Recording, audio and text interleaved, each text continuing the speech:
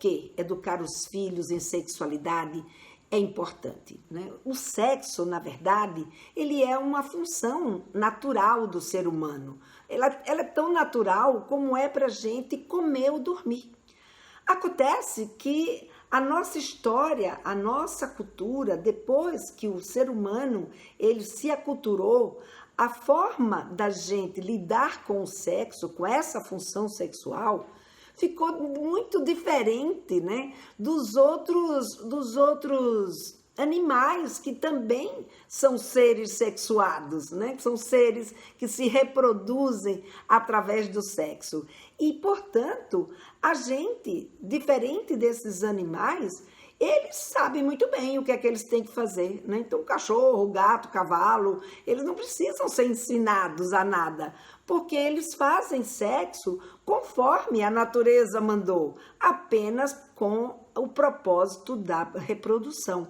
Então, quando a fêmea entra no cio, o macho é atraído pelo cheiro, né, do feromônio que ela exala, eles se aproximam, ela, por sua vez, por estar numa condição fisiológica propensa a aceitar esse macho, essa fêmea, ela se envolve com ele, eles têm a relação sexual, engravidam e a reprodução acontece sem problema nenhum. Ou seja, não é sem problema, sem ninguém ter que ensinar para ele como é que ele tem que fazer sexo, ou como é que ele tem que lidar com essa situação da função reprodutiva. Agora, nós somos diferentes desses outros animais. Nós, como é que diz?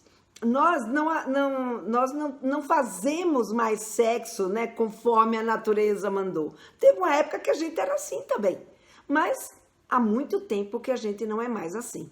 Desde que o ser humano se aculturou e as nossas funções também passaram a ser aculturadas, como, por exemplo, dormir. Dormir, você, dependendo do lugar onde você mora, da cultura do lugar que você vive, você dorme de forma diferente. Por exemplo, aqui no Nordeste, tem um monte de gente que adora dormir em rede, que não sabe dormir em cama. Já outras pessoas, se tiverem que dormir em rede, vai ter um grande problema, né? Não vai conseguir dormir durante toda aquela noite. Já em outras culturas, tem pessoas que dormem no chão, tem pessoas que dormem em camas todas cheias como é que diz? De enfeites, enfim. A gente tem uma série de questões ligadas à forma de dormir, ao horário de dormir, ao tempo de dormir, enfim, nós aculturamos. Então, de acordo com esse esquema que existe no meio que a gente está, a gente vai então se comportar de uma determinada forma em relação ao nosso sono. A mesma coisa vai acontecer também, por exemplo, com a alimentação. Então, o que se come aqui no Nordeste, por exemplo, no café da manhã, é muito diferente do que eu comia quando eu morava em São Paulo. Então, em São Paulo, a gente toma lá um cafezinho preto com suco de laranja, uma torradinha, requeijão. Aqui no Nordeste, claro, não são em todas as casas, nem é todo dia que a gente faz isso, mas principalmente o café do sertanejo, né?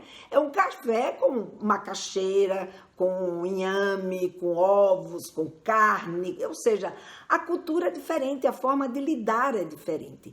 Então, porque a gente aculturou as nossas funções, a gente, então, teve que aprender como lidar com elas. A gente teve que aprender como é que essas funções, como é que a gente deve tratar essas funções e o que é adequado ou não é adequado para a gente nesse sentido, ou seja, naquela sociedade que você pertence, naquele meio que você vive, né? Então, por isso, a gente precisou aprender a lidar com elas.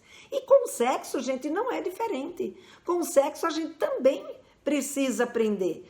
Porque se eu tenho... Por que eu aprendo, né, a me alimentar direito? A gente aprende a se alimentar direito porque se quando a fome bater, eu não souber o que é melhor para o meu organismo, eu não souber o que é mais saudável, se eu não souber como é que eu lido com essa minha alimentação de um jeito que seja produtivo para a minha saúde, eu vou comer a primeira coisa que tiver na minha frente, a primeira coisa que, sabe, que me despertar, despertar o meu apetite. Então a gente, sabe, se não souber como lidar com a alimentação, a gente vai então se alimentar de uma forma errada, a gente vai então trazer um comportamento que não vai ser saudável para a nossa vida. A gente pode se dar mal, né? A gente pode, sei lá, comer algo estragado, ou comer alguma coisa que vai dar dor de barriga, enfim, né? Vai fazer essas escolhas, né, que a gente acaba fazendo quando a gente não está preparado, quando a gente não sabe,